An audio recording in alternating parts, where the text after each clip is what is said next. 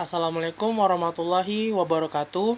Perkenalkan, nama saya Boy Putra, NPM 194010-2007. Baiklah, di sini saya akan menyampaikan pemahaman saya mengenai materi siklus nutrisi laut dan aliran energi terkait mata kuliah ekologi perairan dalam video berdurasi 7 menit 44 detik dengan menggunakan bahasa Inggris.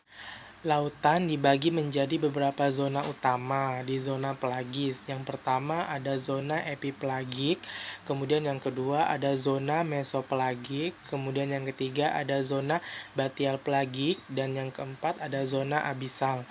Nah, di setiap zona memiliki karakteristik yang berbeda-beda, khususnya cahaya, oksigen, suhu, dan nutrisi yang cenderung ada di dalamnya. Jumlah dari masing-masing variabel di masing-masing zona tersebut akan menentukan jenis hewan yang dapat hidup di zona tersebut. Nah, oksigen paling banyak terdapat di zona epipelagik. Kemudian organisme yang hidup di zona ini seperti fitoplankton. Nah, ada banyak juga nutrisi yang terkandung di dalam zona epipelagik. Kemudian di zona abisal dan jurang maut sangat kurang cahaya dan oksigen, suhu rendah dan kurang nutrisi, sehingga organisme yang hidup di sini haruslah organisme yang memiliki adaptasi yang spesifik untuk bertahan hidup dalam suatu ekosistem. Kemudian selanjutnya kita masuk ke siklus nutrisi laut dan aliran energi. Nah, di dalam video dijelaskan bahwa lingkungan cenderung mempengaruhi organisme dan begitu pun sebaliknya melalui dua cara, yaitu aliran energi dan siklus hara. Interaksi ini mencakup faktor hidup dan non-hidup. Misalnya hutan rumput laut yang menjadi rumah dari berbagai spesies yang berbeda. Ikan juga memakan rumput laut, selain untuk makanan juga tempat untuk berlindung. Namun ikan juga bisa memberikan nutrisi kepada hutan rumput laut dengan cara menguraikan makanannya. Ikan juga cenderung dapat membantu menjaga hutan rumput laut agar tetap terkendali dengan memakan daun rusak. Dengan ini, hutan rumput laut tumbuh dengan kuat. Hutan rumput laut juga berfotosintesis dan menghasilkan oksigen yang dibutuhkan ikan untuk bernapas. Ikan mengambil oksigen dari rumput laut dan menghembuskan karbon dioksida, dan karbon dioksida tersebut diambil oleh rumput laut sehingga bisa melakukan lebih banyak fotosintesis. Nah, selanjutnya kita masuk ke siklus nutrisi. Nah, siklus nutrisi di sini ada produsen, konsumen, dan pengurai. Nah, produsen di sini bisa juga kita sebut dengan autotrof.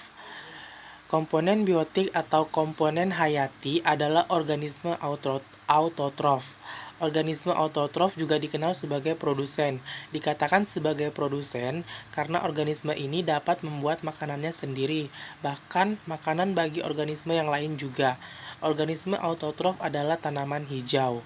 Kemudian di sini ada konsumen. Di sini konsumen dibagi menjadi tiga, yaitu ada konsumen primer, sekunder, dan tersier. Dan di sini juga ada yang namanya konsumen kuartener, yakni adalah organisme yang menduduki tingkat trofik kelima atau disebut konsumen keempat yang memangsa konsumen tersier atau ketiga.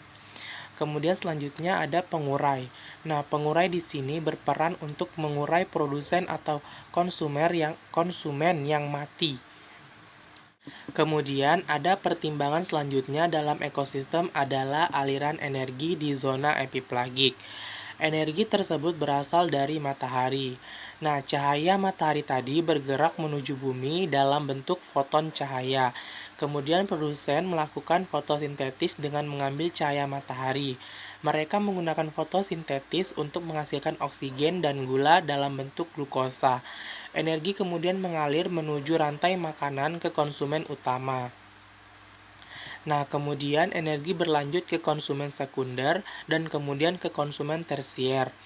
Nah, di sini dapat dilihat ada banyak penghasil fotosintetis, namun tidak terlalu banyak konsumen tersier. Penurunan angka ini yang disebut dengan aturan 10%. Aturan 10% menyatakan bahwa hanya 10% energi pada suatu tingkat yang dapat melanjutkan ke tingkat selanjutnya. Sekian dari pemahaman saya. Wassalamualaikum warahmatullahi wabarakatuh.